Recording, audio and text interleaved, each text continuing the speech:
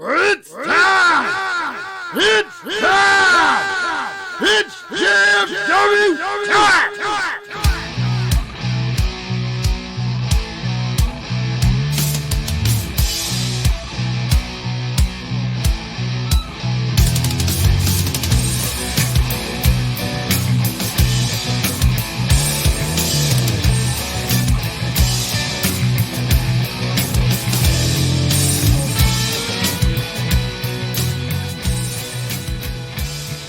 Alright guys, this is the time we're going to step in the ring with the greatest faction in podcast history. Just Freakin Wrestling, the JFW podcast, hosted by Travesty. I'm Dizzle J. Guys, we got a lot to talk about today. We got a lot to talk about today. Not even just the results and everything of the past week of wrestling, but because of a lot of stuff that I kind of was seeing on like social media, as far as like, you know, kind of like this day in wrestling history and stuff like that. Right. It brought up a lot about the past, and obviously some of the things that happened on SmackDown, Raw, and NXT.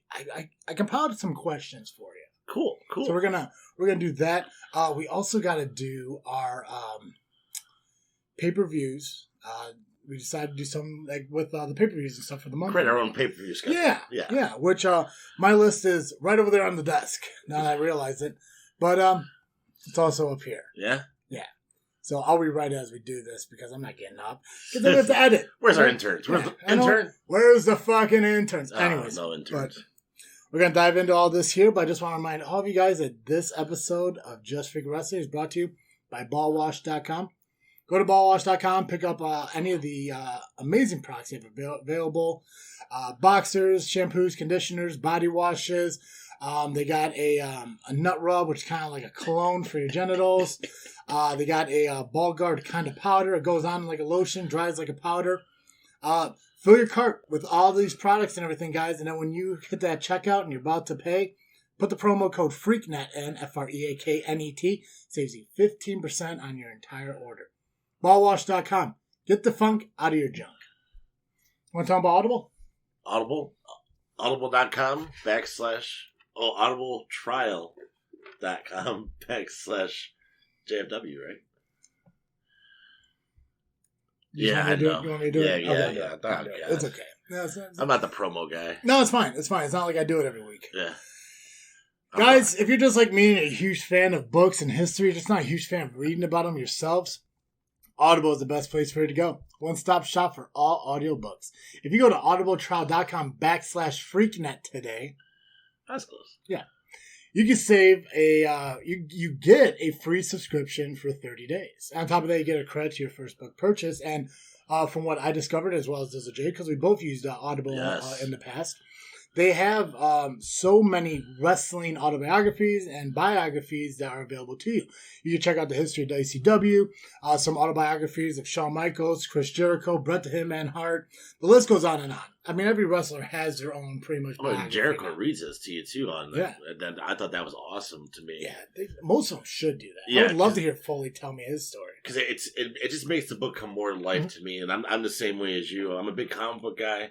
Not so much a huge book guy, but I love history. Yeah. So, for me, it was great. I enjoy it. I listen to it on the way to work. Yeah. Well, I mean, like, even outside of wrestling, like when I go and I actually decide to read a book, a lot of it either has to do with like historical true crime serial killers and stuff like that. But even like, you know, like Civil War, Revolutionary War era kind of stuff like that. Theodore Roosevelt with the Rough Riders, the Old West and stuff. I'm a huge fan.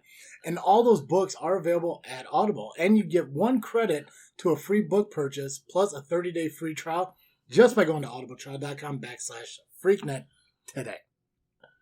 Listen to yourself some books. Right. Long car rides, sitting at home doing nothing. COVID, right? Got to put the kids to sleep in the car. Right. Literature. All right. Let me talk a little bit about Raw. All right. If you guys remember, we also are doing this new thing with the show. We're rebooking some stuff, so I do have a couple things to rebook for WWE. SmackDown, not a whole lot, just because pretty much they dedicated the entire show to The Undertaker's retirement. If nice. you guys had a chance to check out the Undertaker Last Ride 5-part documentary series, which is a span of, I think, like 3 years they did it. It's really cool. So make sure you check it out. All 5 episodes are available now on the WWE Network for just $9.99. $9.99. Or you get a free one now? Yeah, they got a free one now. Jag-offs. So, all right, guys, let's go ahead. All right, let's dive into Raw. So we opened up, we had Drew McIntyre kind of coming out, talking about his championship a little bit, talking about everything going on, past and what the future holds for him, and then fucking Dolph Ziggler comes out. Makes a surprise debut, if you will, to Raw, being part of a trade, I guess, with SmackDown. Obviously, we've seen AJ Styles get traded over to SmackDown, become the new Intercontinental Champion. Yes. And a classic with Daniel Bryan. Very good. It was, between that, even the WWE title match between AJ and Bryan back in the Daniel Bryan heel turn. God. We saw Dolph come out. Obviously, Dolph announces that him and Robert Roode, have been traded over to Raw for AJ Styles. And Dolph decided that he wanted to challenge Drew McIntyre for the title. Because he said if it wasn't for Dolph, there'd be no Drew McIntyre. He felt it was owed to him. Yeah. I did see this segment. Yeah, the entitlement. Yeah. Fucking Dolph. So, I mean, that title match has been set up for Extreme Rules. It's Extreme Rules Horror Show. So, I know in the past, our problem with Extreme Rules is the rules aren't very extreme. No. So this one hasn't been set up for any kind of extreme rule. No. Huh. No, not so far now. Except that swamp match. We'll get to that. Yeah. All right.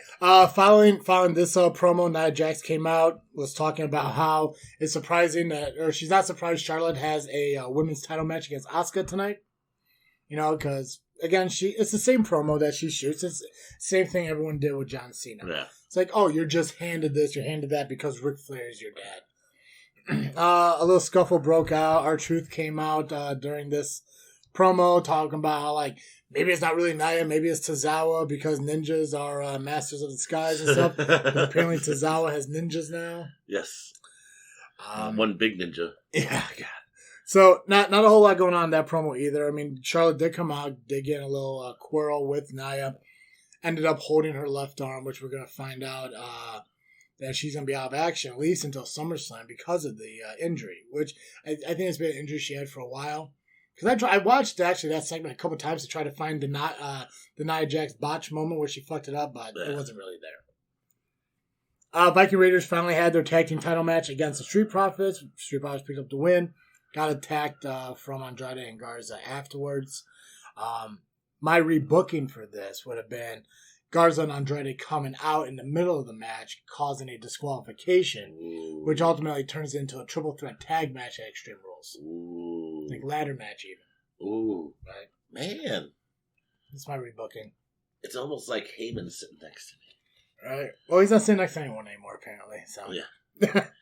Asuka and Charlotte had their women's Raw title match where Asuka picked up the win due to Charlotte's bad elbow. Like I said, out at least until after SummerSlam. It's about time that they give Asuka the win over Charlotte. Yeah. To me, Asuka's a better performer anyway. I know Dally wouldn't agree, but again, I stand by the fact that Charlotte needs to be a chaser for a while or step back and then come back out. Like, I thought when they were going to do the Crazy Queen gimmick, I thought that would have been great. Yeah, they kind of backburnered that like too quick. Yeah. So, a little bit weird, but yeah, Asuka did pick up the win, which is awesome. Still champion. She got challenged by Sasha later on in the night for a title match, Extreme Rules, contract signing to happen this coming Raw. Randy Orton, they kind of showed the issues between Orton and Flair and Edge and Christian, if you guys remember from Backlash. Randy Orton did pick up the win over Edge from a cheap shot low blow and a punt. And then last week, there was an unsanctioned match between Christian and Randy Orton where Flair came out, low blowed Christian, and he ultimately punted Christian, which I called it just 2 weeks late. Yeah, yes. And we talked about that last night. We did. Tozawa won the 24/7 title after there was supposed to be a Tozawa R-Truth match. Lashley came out, beat up all the ninjas, beat up R-Truth because R-Truth cost him a WWE title match. Because again, if you guys remember from last week's Raw, there was a tag team winner takes all match, which R-Truth prevented Lashley from picking up the win in that match to have Drew retain his title. Liv Morgan had a match with Natalya. Natalya being accompanied by Lana, who recently has been asked for a divorce from her husband, Bobby Lashley. And I don't know why I put Bobby Lashley in quotes. It should have been Noe. husband, Bobby Lashley. Natalya picked up the win against Liv Morgan. Obviously, Liv Morgan's a little distraught by this because when Ruby Riott tried to talk to her in the back, she said, "Not now, don't want to hear it," and just walked away. Let's see here. What else happened? Iconics took on Bayley and Sasha for the women's tag team titles. Bayley and Sasha picked up the win. And Sasha challenged Asuka to a Raw Women's title. She's happy that Bayley is Bayley Dos Straps or whatever she calls herself. I thought that McMahon didn't like him being called Straps. Because didn't Braun get in trouble a couple years back for saying, "I'm coming for the strap"? Yeah. Well, it's one of those things. If you remember, it's all about equality. Yeah. So women can do more. Quality. VIP Lounge. Apollo Crews was our guest on the VIP Lounge. VIP MVP told Apollo Crews, "Hey, you should be with me and Lashley. Let me take you on as a client." Ultimately, it broke out in a Shelton Benjamin Apollo Crews match. And Crews picked up the win against Shelton. MVP is applauding from the top of the ring, top of the entrance and everything, which I pray to God it happens because it feels like, I'm not saying WWE listens to us, but we did talk about a rebirth of Nation of Domination. Ooh. So. That's funny because in my notes, we're going to talk about a rebirth of something too. Fucking rebirths are awesome. Rebirth. Match finally closes out with a segment with Rey Mysterio and his son, talking about how his son came out last week on Raw, attacked Seth Rollins, was able to escape the Messiah and his minions, but the real word is not minions, but disciples. Disciples. You need to know this stuff, man. You need to know what I'm thinking of. Joey don't let me down. But yeah, he was able to escape them. Ray came out and said that, "You scared me for doing that. I understand why you did it. You just fought for me. Now I'm going to fight for you." And Rollins came out. Then you saw the disciples come out. And right before the disciples were about to attack Ray and his son, Aleister Black and Humberto Carrillo came. Back and forth, a lot of fighting. It looks like they were going to gouge out Rollins' eye until the disciples came back. Kind of helped him, and then they're about to gouge out Dominic's eye when Humberto and Aleister regrouped and kind of fought back again, kind of close out the show. So a lot of back and forth in the final segment. It seems like they're kind of building up some kind of match in the future. I'm hoping it's a Humberto, Aleister, Dominic versus the Monday Night Messiah Disciples. Give Dominic, give him a match. Why not? He's got to. He must be something in the ring in order for WWE to let him continue to do this. I don't think they would do that like they did before with, or WCW did before with David Flair. Yeah, I don't know too much about Dominic's training, like all of it. I know that he trained with Lance Storm in Canada. I think he trained with Rikishi too at his school. I'm not entirely sure, but I know Ray told him, which it kind of goes back to what you're kind of saying about Charlotte Flair, is learn from as many people as you can from different areas. Yeah. Before coming to the WWE. Oh, definitely. I mean, WWE is going to kind of mold you into a character and an entertainer, but you need to get that wrestling aspect behind you. And Lance Storm, probably arguably one of the most underrated wrestlers in. Which actually, I'm going to add him to a list that we have here. I have for you in a little bit here. Let me ask you some of these questions I got, because I don't want to wait till the end to do all these. Okay. I kind of want to do them as we go. So the first question I have for you here is, out of these four wrestlers, who should hold the WWE title in the future? The near future. Like the next person out of these four. Dolph Ziggler, Robert Roode, Rey Mysterio, or Aleister Black? Ooh, Black would be awesome. Black? Yeah. I would like to see, because it's been a lot of big guys as of late. Mm-hmm. Besides like Rollins and AJ. But I would like to see like an Aleister Black, who's just your out of the norm kind of character, who has all the tattoos, who has the striking ability to take down pretty much anybody, I would assume. I'm sorry, we're talking about Black or CM Punk? Black. Okay, gotcha. Yeah. Checking. Oh, that'd be a cool The match. description you're talking about here. I'll talk about this. Who's the next person Brock Lesnar should put over? Karrion Kross, Strowman, Fiend, or Aleister Black? Black would be cool, but I think it would make more sense for it to be Kross. Kross?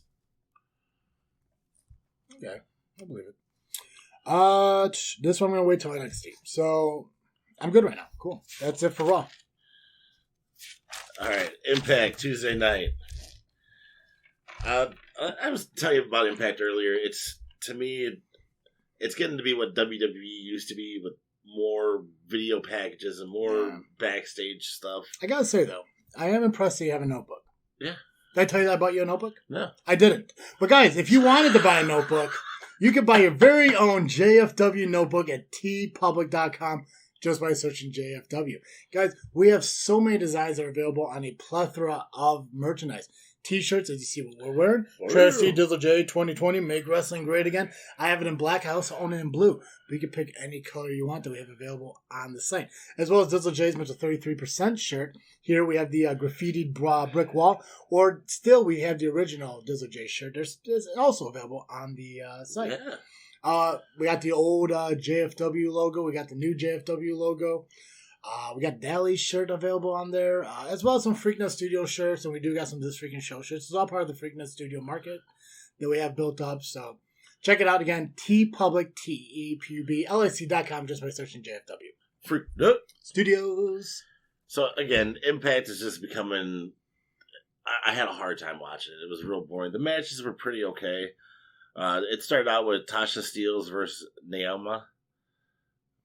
Steelz wins with a double German suplex and then a schoolgirl. Oh, schoolgirl? Okay. I think it's called a schoolboy, but... Schoolgirl. Yeah. Equality. Johnny Swinger, he's looking for a third man to join their tag team, or triple man tag team bout tonight, and no luck. He tried a couple different people. Mm-hmm. They told him no. Rich Swann told him no. Willie Mack's my friend. So that keeps going. Moose is talking to a bunch of people about being the TNA champion. And we all know it's Impact Wrestling right now. Mm. So Crazy Steve comes up, calls him a fake champ, and makes fun of him and squeaks the horn at him. And I thought that was a funny segment. Yeah. Because Crazy Steve is crazy. So Moose challenged him to a match, and Crazy Steve walks away. He's like, I'm going to be the next fake champ. Deonna Purrazzo makes her in-ring debut against Alicia Edwards. Purrazzo taps out Edwards. She's been having a lot of issues with Jordynne Grace, so Jordynne Grace came out at the end of the match to try to get her hands on her, but Purrazzo got out of the ring before to do so. The North was talking a bunch of shit about Ken Shamrock. Mm-hmm. If you remember, Ken Shamrock is now in Impact Wrestling. Yeah. Shamrock walks up behind him, which sparks a match between him and Alexander, part of the North. Shamrock comes out of the ring. North jumps him. No match happens. Taya Valkyrie versus Susie, which used to be Sue Young, the Undead Bride. The match was mediocre. I prefer Susie as Sue Young. Yeah. Because she's got like this bubblegum kind of crazy gimmick going on right now. Like an old Liv Morgan? Like the Harley Quinn Liv Morgan? Yeah, kind of like that, but like a little more not good. Valkyrie picks up the win and then just berates her for her gimmick in the ring. Gotcha. So Chris Bay, Johnny Swinger, they finally find the guy, Rohat Raju, to fill in their 3-man spot against the Deaners and Willie Mack. Now the Deaners, I think you would like them. They're like some country boys, big boys. And I enjoyed this match. Chris Bay and Swinger picked up the win by sacrificing Rohat Raji to Willie Mack. Mack hit him with a stunner, and Bay came off the top rope with a off the top rope famouser. Was the best way I could describe it. Okay. The last match tonight was Eddie Edwards versus Madman Fulton. Madman Fulton previously with OVE. Fulton wins. This is a pretty heavy hitting match. Fulton's kind of he's crazy. And the Impact. So this is where I was talking about. There's some rebirth. So D'Lo Brown's sitting at his little computer messaging somebody talking about, the fam bring it back together, da-da-da. He gets up from his chair, and he goes to grab his coat, and on his coat is the Aces and Eights leather. So I wonder if he's going to be like the president of Aces and Eights then. Well, see, they have been cutting a lot of promo videos where it shows different stars from WWE getting cut, and there's a person sitting there in a hoodie, and they said, come Slammiversary, someone's coming back. I think it's EC3. It seems logical to be EC3. He would be the biggest, pun intended, impact to Slammiversary. At the same time, like I don't know, like, because we don't follow a lot of Ring of Honor, so I don't know what Bully Ray's contract is like at Ring of Honor. He's a booker now, so he doesn't even wrestle anymore. I don't think he wrestles too much anymore. Okay. Ring of Honor is, man, unfortunately, I think they're one of the ones that are really getting hurt by the pandemic because they were already going downhill before COVID. So I can't imagine that they're doing much better now. Yeah. I know, what's his face? Marty Scurll is part of the booking team too now. So hopefully that'll really breathe some more life into Ring of Honor, because I would love to have wrestling 7 nights a week. Yeah. God, I wish.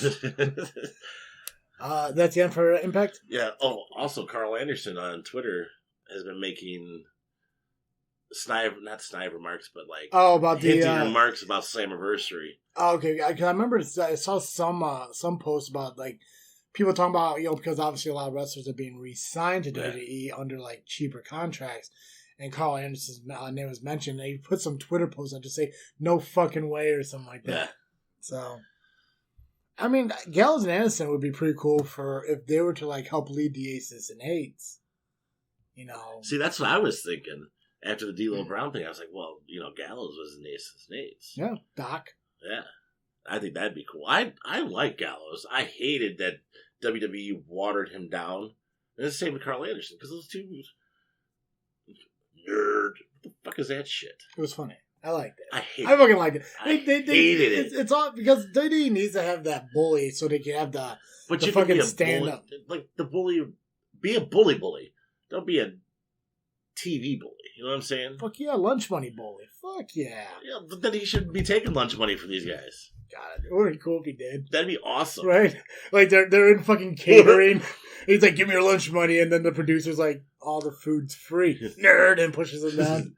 Holds Humberto Carrillo upside down, just chilling. Oh, God. NXT opens up with Cameron Grimes attacking Damien Priest. They're supposed to have a singles match, so Cameron Grimes obviously comes out, assuming that Damien Priest ain't going to make it out. Priest did, and ultimately did lose to Cameron Grimes. He almost came back, but he didn't. So now he's kind of excited and bragging about his win over Priest, just like when he bragged over his win with Finn Balor about a month ago. Robert Stone met up with Rhea Ripley again, trying to convince her to join the Stone brand, telling her that nobody gets a second chance. He did sign Aaliyah as a client and offered Rhea Ripley a golden ticket to a second chance. And Rhea Ripley threw him in the dumpster. Which ultimately got Aaliyah slapping her in the face, and Rhea said, I'll meet you in the ring and everything. Santos Escobar, if you guys know, is the interim cruiserweight champion right now. He's formerly known as Phantasmo. Yeah, I was wondering if that's the same Phantasmo from Lucha Underground. I don't know. Because I saw the name, and I recognized the name. Yeah. Well, now there's a faction. It's like Gatos de Fantasma, which I believe is Spanish for Fantastic Cats. So. Yeah, it sounds cool. Yeah, it sounds right. Gato. Gato just sounds like a badass name of anything.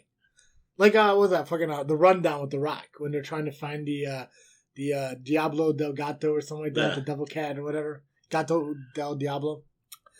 Santos took on Jake Atlas, who Jake Atlas was trying to find retribution for I keep on calling Rockstar Spud, but Drake Maverick, after Santos drove Drake Maverick through a chair using like his kind of like spike, I can't remember the word the thing's called, but sit out fucking suplex thing. Santos did pick up the win. Obviously, being the dominant guy, now he's kind of a drug lord leader or some shit. I don't fucking know. I don't know if that's fucking racist for assuming because he's Mexican, but whatever. The El Champo of NXT. Right. God, I fucking hate this name. Cantazaro, the girl from Ninja Warriors. Ricochet's girlfriend. Okay. Where's Ricochet been? Yeah, that's a good question. Huh. Anyways, her and her tag team partner Carter took on the tag team of Dakota Kai and Gonzalez. Dakota Kai and Gonzalez picked up a win. Gonzalez was a fucking monster in this match. Had Canizaro up in, like, it seemed like a one-arm shoulder powerbomb, kicking Carter with a big boot while doing it, slamming her down. It was an absolute amazing fucking thing to see. And it got me kind of thinking, like, looking at Gonzalez and everything she's doing in NXT, she seems to me that they're building her to be the next China. Like, China, well, not ninth world of the world China, but Hunter Hearst Helmsley bodyguard China. So I'm hoping that's the case because she is a fucking powerhouse and she could run through the fucking Divas division. Women's division. I know what I said. Karrion Kross took on Bronson Reed, which I talked about this a little bit earlier. Bronson Reed, this was actually a back and forth match. I think there was more offense from Bronson Reed than there was from Ciampa from the Takeover. Really? Yeah, and the thing was, like, no matter how hard Bronson Reed hit Kross, he didn't go down. He just laughed. Kind of just laughed it off. So ultimately, he put him in the cross jacket, picked up the win. Obviously by tap out. If I was to rebook this, I would do it more as them calling the match because Bronson Reed passed out.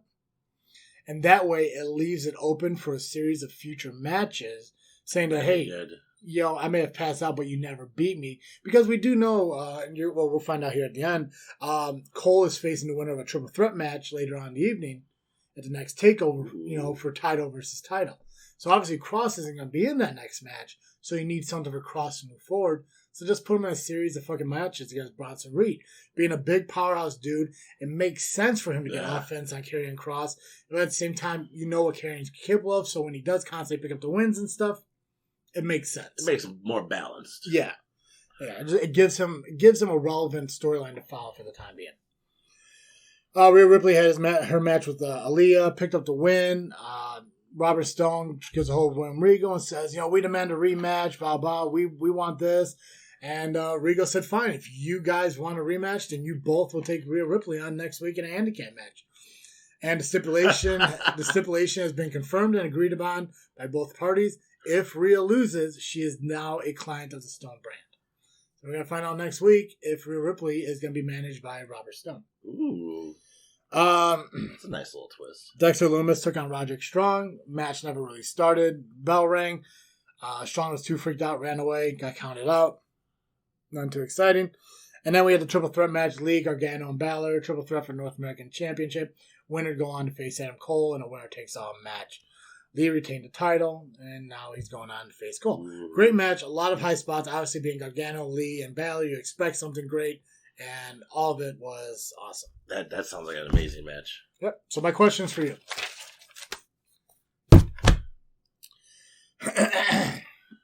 New faction starts in WWE. They're called the Punks. Don't know why. You call them whatever you want. I'm going with Punks. It consists of Ruby Riott, Liv Morgan, and Rhea Ripley. But you need a fourth. So what would you choose? Would you choose Aaliyah to join them, being all managed by Robert Stone? Billie Kay after the breakup of the Iconics with a heel turn on Peyton Royce.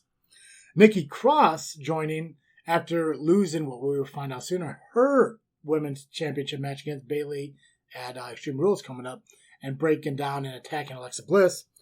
Or Shotzi Blackheart just because she needs something to do. Ooh. Torn between Shotzi and this is a heel faction, too. This is a heel faction, so. I also thought maybe, if not Robert Stone, if you choose the other three, managed by Paige. I go Nikki Cross. Nikki Cross? Yeah. I think she's I don't want to say she's missing something. I feel like WWE took something from her. The insanity kind of gimmick? Yeah. I would choose Shotzi. I just think she kind of like appeals more to like a Ruby Riott, Rhea Ripley. But Liv Morgan has like that mental ability that maybe Nikki Cross also has. Yeah. You call them like the Twisted Sisters or whatever. Where I got it. Let's see here. Oh wait, no. The question was on the other page. Yeah. If somebody was to break Karrion Kross's winning streak, because he is on a winning streak right now, so somewhere down the line, eventually he's going to have to lose. Who's he going to lose to? I would think either like a Djokovic or a Lee. Like a super powerhouse. Do you see him losing in NXT? Because I don't see him losing until he gets to Raw or SmackDown. Because, inevitably, I think eventually he's going to end up on Raw. Which will probably fucking feed him to fucking Seth Rollins. Or I was thinking he was going... Or Drew. Or McIntyre? I could see that going a nice series of matches, though. Yeah. I can see McIntyre taking his win streak away. Yeah.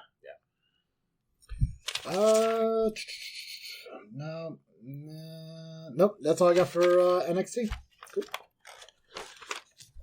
AEW Dynamite.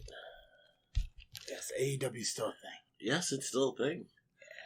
Yeah. I'll tell you what, though. This is probably one of the better Dynamites I've watched. I'll tell you what.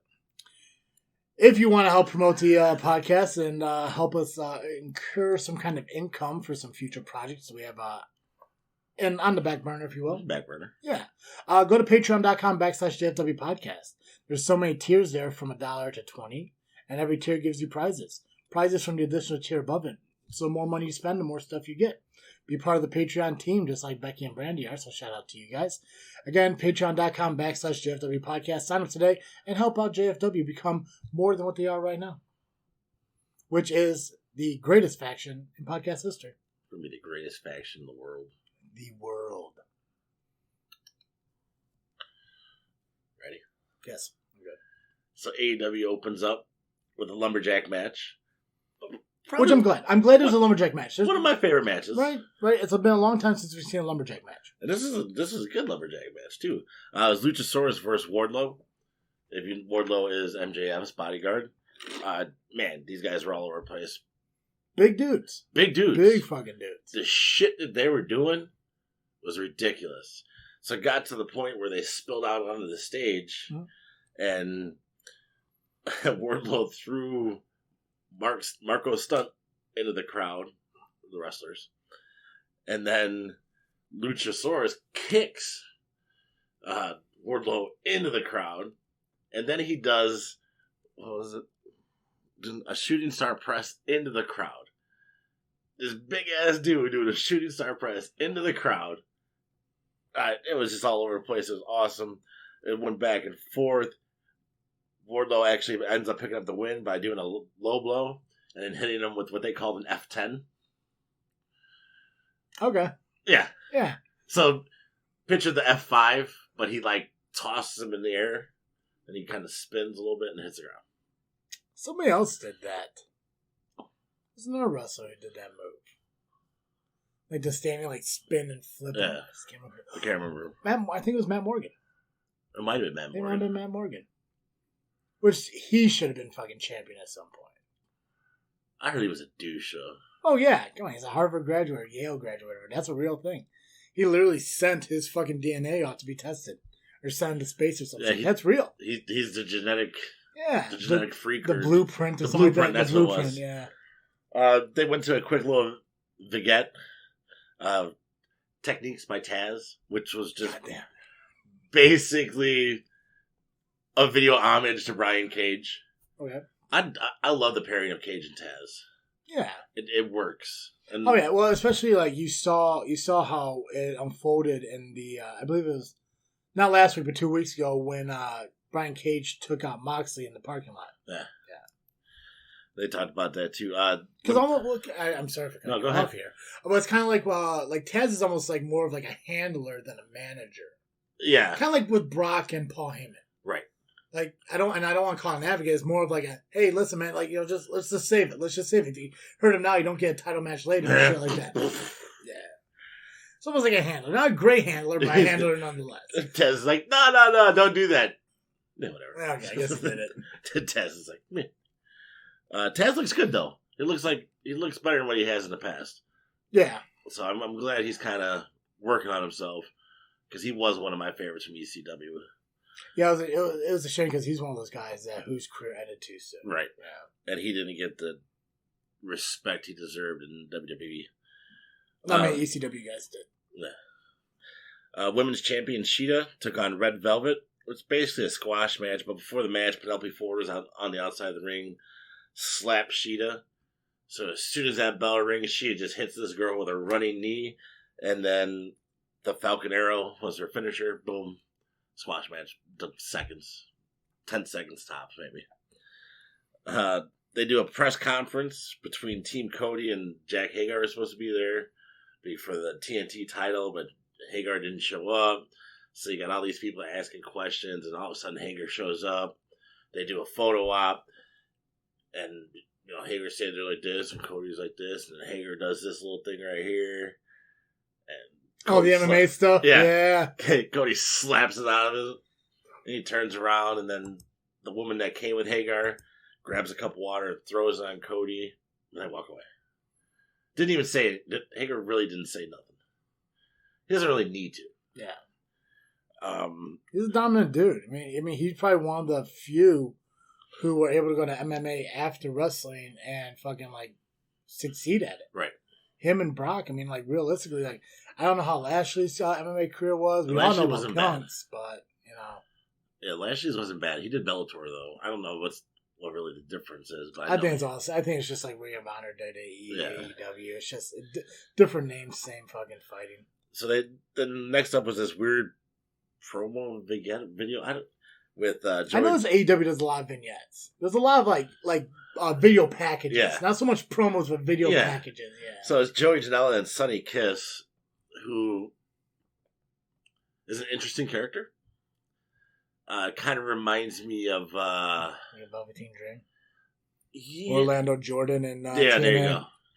Flamboyant, but I'll get to the match after this. But they're driving around in a car. They pull up to the gas station. Janela goes in, and Sonny Kiss is pumping gas, and these guys, gang members, whatever they are, come start messing with him, her. I don't know what to call them. They called her. Them. I don't want to say it either because that's kind of disrespectful. You go with them. Them. So, and then it's hard, right? It's hard being politically correct now, right? It's very hard because I don't want to offend this person at all because what. Let's talk about wrestling for a second. Let me ask you: is it more offensive to assume it or to ask it?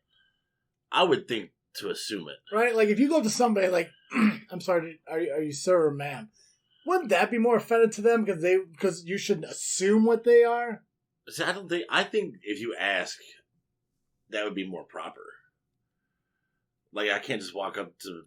There's always common sense when you look at it. Yeah. If there's a male who decides that they want to be female, then they dress feminine. Right. They do their hair and makeup and all that. Call them her. Or vice versa. Yes. A woman who decides she wants to be a man, cuts her hair short, takes testosterone, grows beard and all that. Him. But when you have somebody like this character. Shaved head, or a buzz down haircut, which is very, which is common in both male and females and everything like that. Kind of like the flamboyant look, which we've seen in Orlando Jordan, in Velveteen Dream. I don't remember the wrestler, but Cody Rhodes faced him a couple weeks ago for the TNT title. I can't remember his name. Ricky Starks. No, that wasn't Ricky Starks. No, I can't remember his name. He was almost kind of flamboyant. He was an African American kid. I just can't remember his name. It was a couple weeks ago. But there's always the outfits and stuff you wear. You can never really decide. So it's where do you stand now? Saying him, her, or do you just kind of assume and go from there? Because when I first saw this promo a couple weeks ago when he got picked up at the bar, I assumed it was a woman, but I don't really know. Right. And I don't watch a lot of AEW, I can be honest about that. And I don't want to sound like I'm ignorant, so ease up there. But you really don't know, especially in this era. This isn't something that, especially, with me, you being in your mid-30s, me being in my 30s, we never had to grow up with stuff like this. So, I get, people who are 17, 18, 19, 20 years old, it's all new to them, and they could adapt to it sooner. But when you get someone our age, or even our father's ages and stuff like that, when it's and people think it's ignorant because they're set in their ways, do something for 40 fucking years.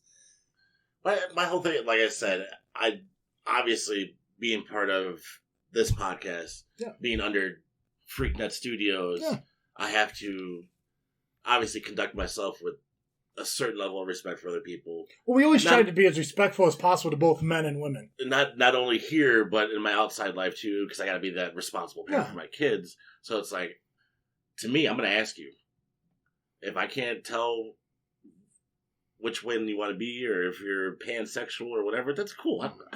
It doesn't affect me. I don't give a shit. But for me to properly address you, I may ask you, just so I don't offend you in the future. I'm gonna guess. That's gonna be. You're gonna guess. Life. That's my life now. I'm gonna guess. Like, how you doing, sir? Anyways, pro wrestling. Yeah, pro wrestling. See, we too could talk about other things. Yeah, pro wrestling though. All right, so the promo, like, I like the video. It was pretty cool. The vignettes are good. Yeah, I think I think they're a little too much at times, but they are good. Too many, not too much, but too many. But Janela comes out and he's got like a donut and all these groceries, and he sees the fight going on, so he joins the fight. Sonny Kiss does what I call the Johnny Cage punch. Goes down and splits and punches the guy in the nuts. It was good. It was entertaining. I enjoyed it.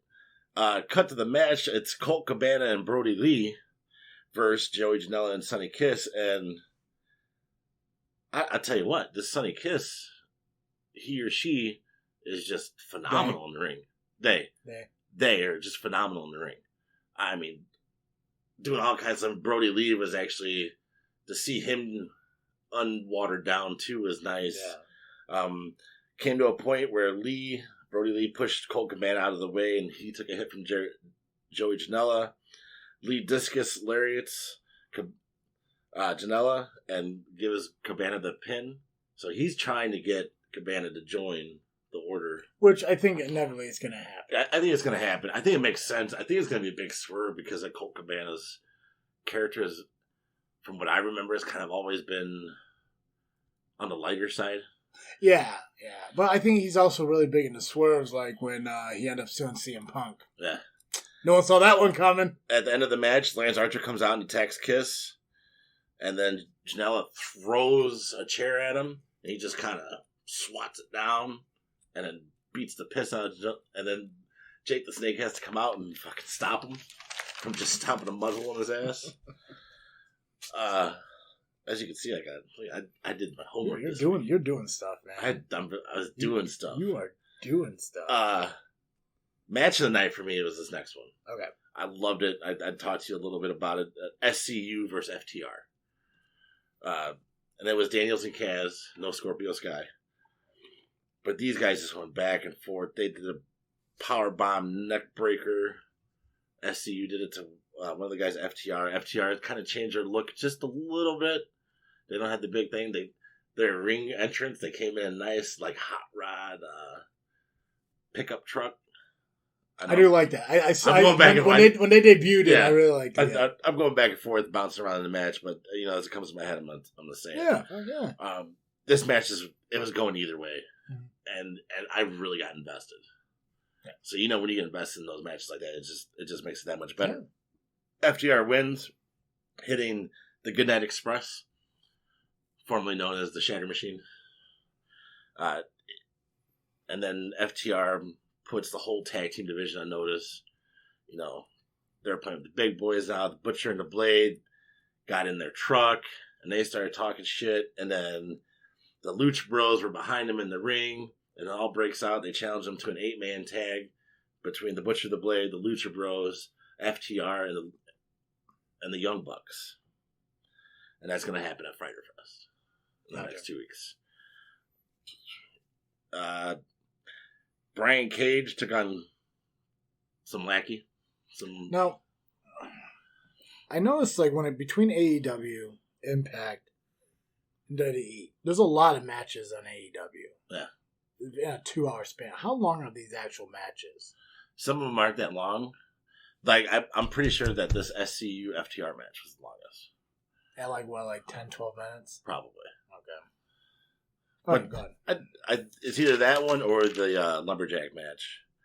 Cage versus Cruz. Cage has been winning in less than 3 minutes in most of his matches. He just fucks his skin Goldberg? Up. Yeah. Fucking Goldberg? Okay, yeah. Gotcha. Yeah. Taz tears in the Mox in a great promo, calling him a lazy ass. In reality, Renee Young was around someone with a COVID, so she had to get locked down, so he had to get locked down. Towards the end, and Brody Lee and Colt Cabana show up, challenge SCU for a tag team match.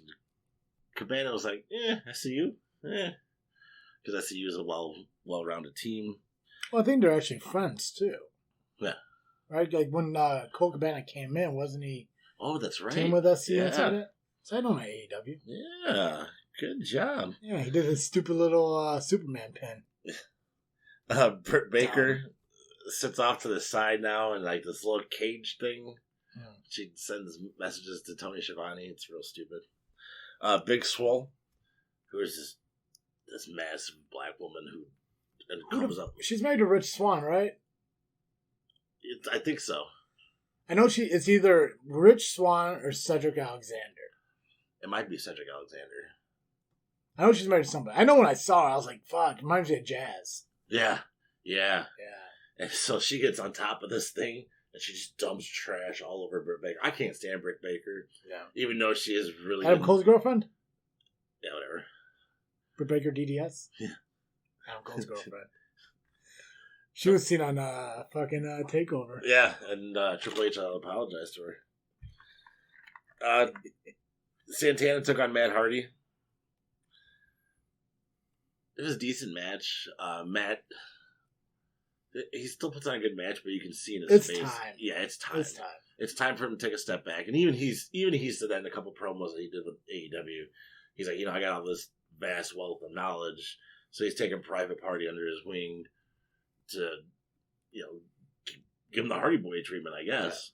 Yeah. Hardy ended up picking up the win, but then got jumped by Ortiz afterwards, and Private Party came out to get him. And then the face-off. Orange Cassidy comes out to the ring to meet Chris Jericho. Jericho cuts into Orange Cassidy. He's like, if you do that stupid kick me in the shin thing, I'm going to knock your teeth out. I don't know why AEW signed you and blah, blah, blah. I mean, just rip this kid apart. Well, Cassidy grabs the mic, throws the mic down, starts doing his shin kick thing to him. They get into it. They sprawl all over. Almost like empty arena fight. Towards the end, Jericho is on this case. Cassidy comes running down these stairs, jumps up, Superman punches him into a table. Nice. Yeah, it was pretty cool. It's nice because it seems like Jericho's kind of giving back to the young talent. Yeah. Which he should. I don't think Jericho's never been that guy not to. So let me segue that into one of my questions. I don't want to interrupt you. You're almost done. No, it's that's it. They did a cool promo with Hangman Page and Kenny Omega at the end, who were fighting who are taking on the Best Friends. Mm-hmm. It should be a good match. I don't think Page and Omega are going to last very long. It's God, what the fuck is that? Powder cake. Yeah, like cake. Yeah. But they are good together. Their finisher is pretty fucking cool. It's like a mega power tag. Yeah. Nice. SmackDown, like says, not a whole lot. A lot of it was a tribute to The Undertaker because, like I said, he did kind of announce his retirement on the last episode of the documentary. So they showed a brief video package of his debut at the November Survivor Series in 1990. We saw a bunch of legends and Hall of Famers kind of talk about him. Batista, Mick Foley, John Cena, Roman Reigns, Edge, Christian, Bret Hart, Kane, Ric Flair, Stone Cold, Kurt Angle, Triple H, and Shawn Michaels. A lot of it, I think, were just kind of clips taken away from the documentary. They won't really sit down and doing them kind of things. No Jeff Hardy? No. Really? No. But Jeff Hardy's here.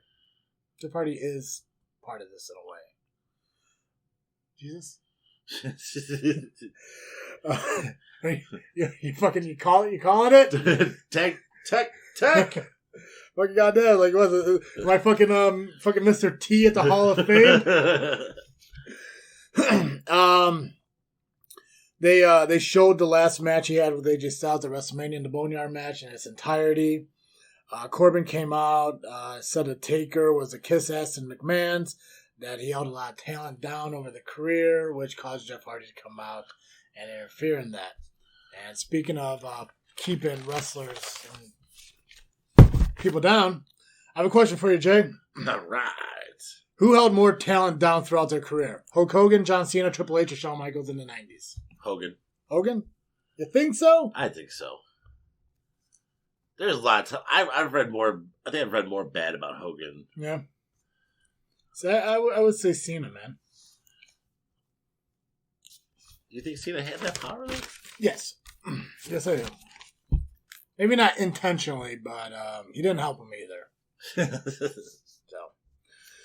So, this fight between Corbin and Jeff Hardy led to a match to happen later on in the evening. There was a fatal 4-way match for number one contendership for the SmackDown title at Extreme Rules with Alexa Bliss, Nikki Cross, Dana Brooks, and Lacey in a fatal 4-way, which Cross picked up the win with a fucking armbar. No, fucking it's not a small package, but roll up pin on Lacey. 8-man tag, New Day and Lucha House Party took on Shinsuke and Cesaro, teaming with Miz and Morrison. New Day picked up the win. Braun cut a promo on Bray, challenging him to a swamp match at Extreme Rules House of Horrors, which was pretty good because he's talking about, like, you know, if I'm going to walk out of there either the evil son bitch I used to be or overcoming your evilness and blah, blah, blah.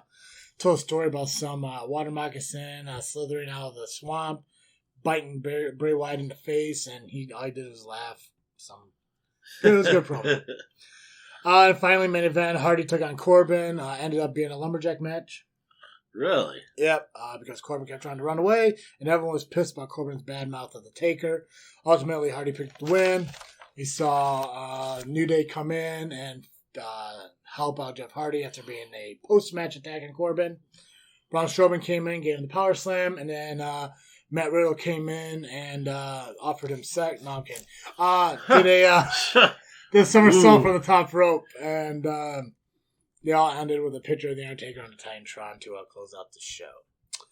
So some other follow-up questions I have here. Okay. So I did that one. I kind of like this. How do you feel about the Extreme Rules Horror Show? That's what the title is. Extreme Rules Horror Show. If it lives up to that title, cool. Yeah. But again, like we talked about earlier, Extreme Rules has been very disappointing and lacking on those Extreme Rules. Yeah. I think it's kind of good because it kind of gives you like an in-your-house rock bottom, your house, stuff like that, or an NXT takeover like Starrcade, some goofy shit like that. I think the fact that they subtitled it was a little weird. Yeah. Why do you think the Bray Wyatt gimmick made a return? I think he's trying to use anything to beat Braun. Okay. And then I also think they're going to try to build him like Foley in his. But I think Bray Wyatt does it a little bit better because he just. I don't know. I like Bray Wyatt. I'm a big fan of Bray Wyatt. Gotcha. I would like to see him outside WWE, honestly. Okay. Well, I mentioned to you earlier how I was watching a lot of things on Facebook, like, you know, this day in history. And even when you got here today, I was kind of watching like the many title wins of Eddie Guerrero. Right. So I want you to rank these 5 wrestlers who appeared in ECW, WCW, and WWF in order. Chris Benoit, Chris Jericho, Rey Mysterio, Eddie Guerrero, and Raven. I would go Eddie, Ray, Benoit. Is this 5 to 1 or 1 to 5? 1 to 5. So Eddie's number 1. Eddie's number 1. Okay. Then Ray's number 2. Okay. Jericho, Benoit, and Raven. Jericho would be next. Okay. Benoit, then Raven. I was a bigger fan of Raven when he was in WCW. I was a bigger fan of Raven when he was in ECW. See, I don't remember him too much from ECW. It's a lot of like highlights and like remembering stuff like that. Do you think Tessa Blanchard's going to end up in WWE or AEW? Which one? If you had to choose. WWE or AEW. NXT, I guess, more than WWE, obviously, but... I think it'll be about a year before she signs with either. Just because they're going to want some of this stuff to wash over. Okay. But I believe it'd be NXT. NXT? Yeah. Because AEW was taking a pretty hard stand against Sammy Guevara. Well, yeah, but I mean, the only reason she got fired is because she didn't honor some dates. It's not like she did anything. Right. It wasn't that she was propositioning people for sex or harassing people. She just didn't honor some dates. She stayed at home in Mexico. When they're also talking about how she used racial slurs, too, against that girl. Yeah, wasn't it like 10 years ago? Yeah. Yeah. All right, ready to talk about some pay-per-views? I am. Excellent. I took anything that WWE possibly owned. So that's how Well, that's what I did. So Okay. I went with any previous WWE pay-per-view or anything from WCW. I did ECW too. Oh, nice. I was thinking about doing ECW, but there was so many to fucking figure out. Like, honestly, like, even when I made the list, I scratched some stuff out and kind of switched things here and there. But for January, keep Royal Rumble. The same. Yeah, right? So, I mean, I think that's just a given. All right, so what for February? Where'd you do February? February I did Elimination Chamber. Really? Yeah. Okay. I went with Cyber Sunday.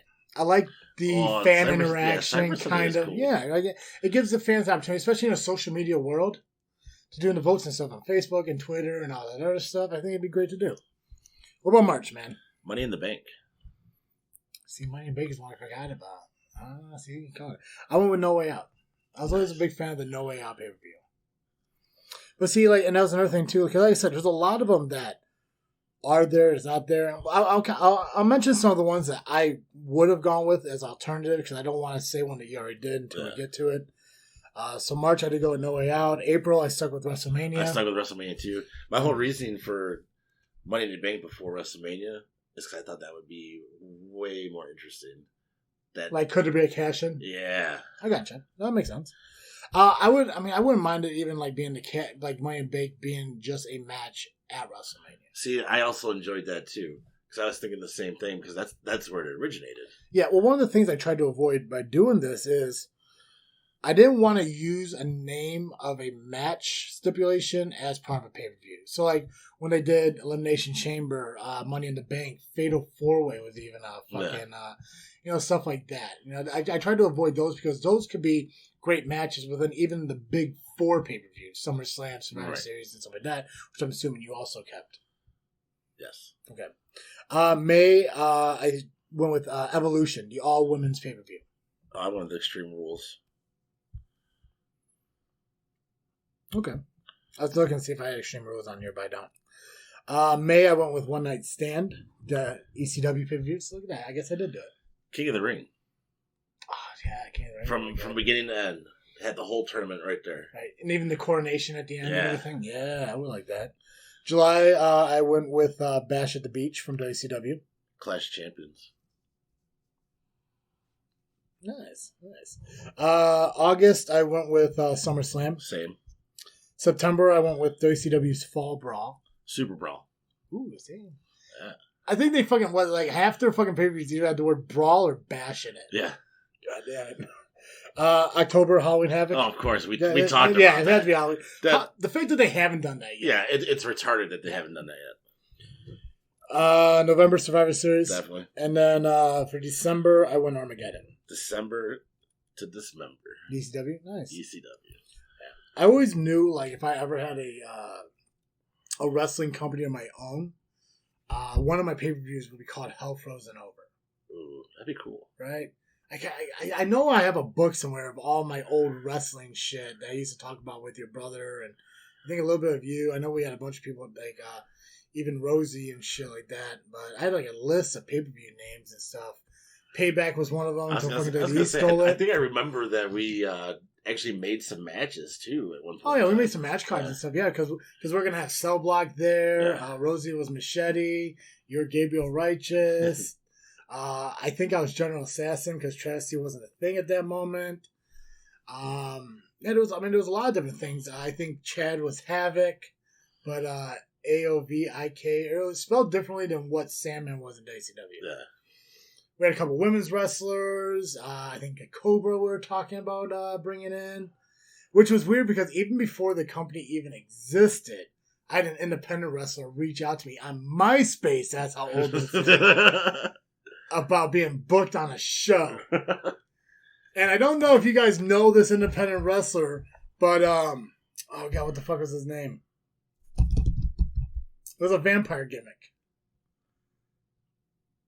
Oh god, what the hell was it? Vampiro? Bloody Harker Dirge.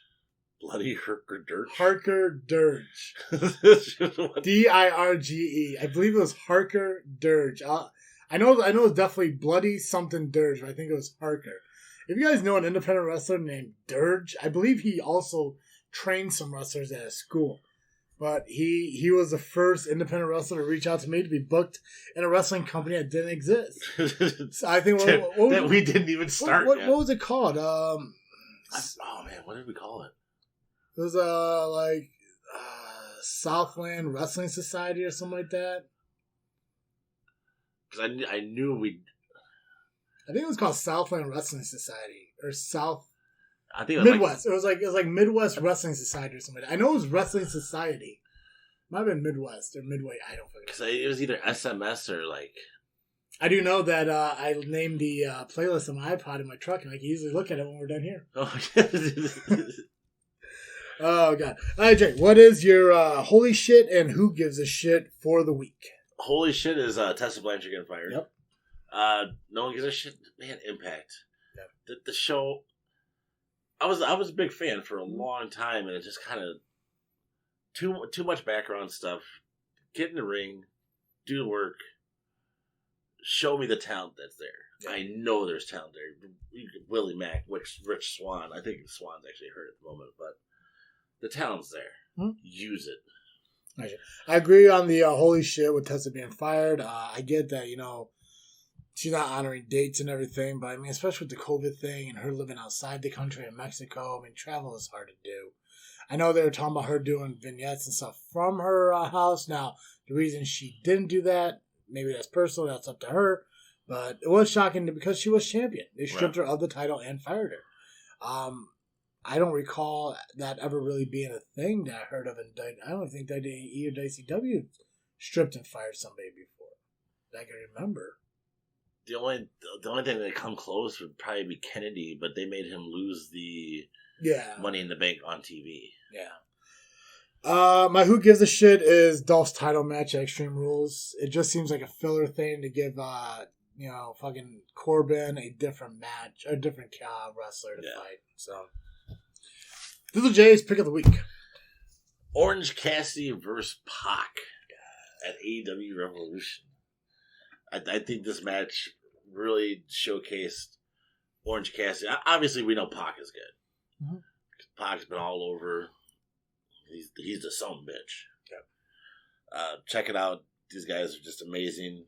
Orange Cassidy, what he's been able to do with his hands in his pockets is crazy. Oh, yeah. Nice. Guys, just a reminder that Just Freakin Wrestling, the JFW podcast, is part of Freaknet Studios. Make sure you go to freaknetstudios.com and check out the other podcasts we have that are associated with the brand, just like this freaking show, Just Freakin Wrestling, and The Gray Area. You can find us on social media, Facebook, Instagram, and Twitter, just by searching Just Freakin Wrestling, which is released every single week on iTunes, Google Play, Spotify, iTunes, Google Play, Spotify, Podbean, and video on YouTube. All you gotta do is search Just Freakin Wrestling or JFW Podcast. That's all I got. Time to ring the bell on this episode. Perfect. As always, I am Travis. I'm Dizzle J. And thank you for listening to our episode of Just Freakin Wrestling, the JFW Podcast. Peace.